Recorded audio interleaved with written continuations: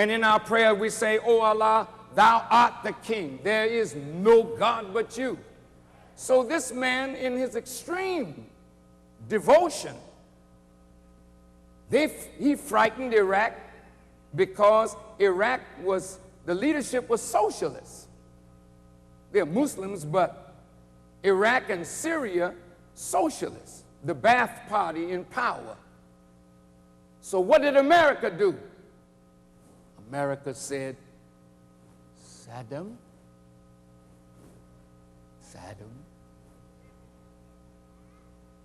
we will give you money and build you into a great power as a bulwark against Iran. Prince Bandar told me that the Saudis gave to Hussein $80 billion to build him into a military power. If he has weapons of mass destruction, where do you think he got them from? He started spending the $80 billion. He spent it with France. France built him an atomic reactor. The day it was finished, Israel bombed it. United Nations ain't said nothing. If they did, it was very weak. My point is, Iraq was a friend of America then, because Iran and Iraq fought a war for 8 years and over 1 million little Muslims died. All right, let's go a little further. Look over here, Sudan. Come on, show me Sudan. Here it is. Do you know what? They found the largest deposit of oil anywhere in the world. Guess where they found it? In the southern Sudan. So now what America is trying to do is foster the revolution here to break off the southern Sudan from the Islamic regime in Khartoum, so that America could have access to the oil. But they say it's them Muslims killing Christians, making slaves out of these people in the South. Check this out. Y'all all right? I'm almost finished. America sent arms to Eritrea and Ethiopia. Are you listening? Then these two, they sent arms to Uganda. Raise it up a little. Come on. Come on. Now, here's Uganda. So here, all along the border of the Sudan, war was started with the Sudan. America, Uganda,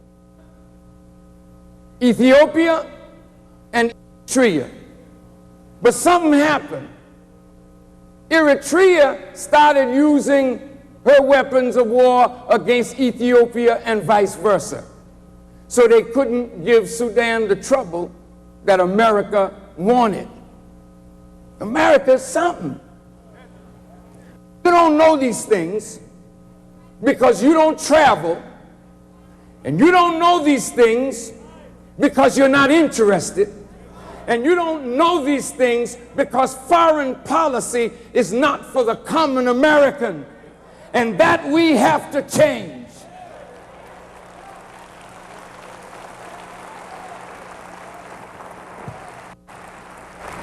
I believe if the American people knew foreign policy would that which is better in the American people. Now let's see. Okay. Now oil is discovered here. They want that. Let's go to Nigeria.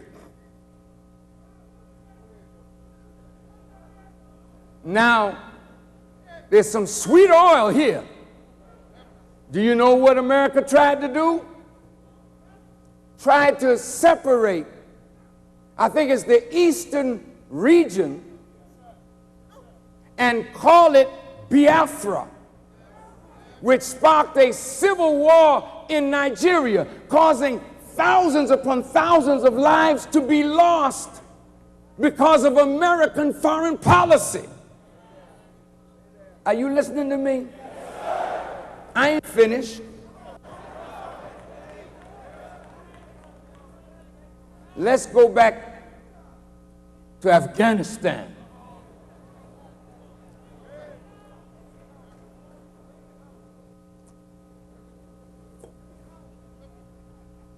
All right.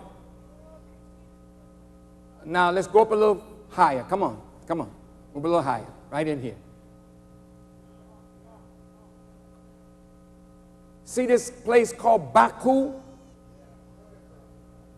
This has been the place that oil has been coming out of this area for years and years and years.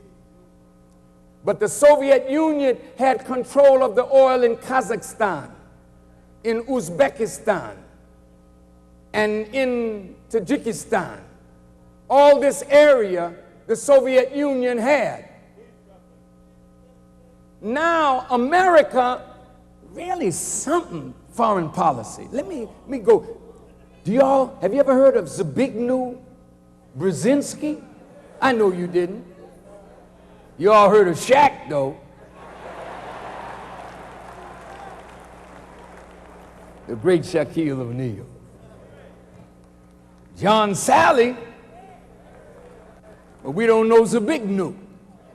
But Zbigniew got us in trouble. Look at Zbigniew. He was the national security advisor under President Jimmy Carter. Guess what? Show me Afghanistan quickly. Come on, bring it up, bring it up, bring it up. Good, good, good. Afghanistan. Did you know that in the city of Kabul, 20-some years ago, the Muslims, women, they were in government, they were in school, they were in medicine, but something was wrong with Afghanistan. You know what was wrong? The government in Kabul leaned more toward the Soviet Union. They were Muslims, but they had a socialist leaning. America didn't like that. So Zbigniew Brzezinski, an American policy, sent money into Afghanistan to destabilize the government in Kabul. When they brought up and paid for opposition to the government in Kabul, Russia, the Soviet Union, sent their troops into Afghanistan and the war began.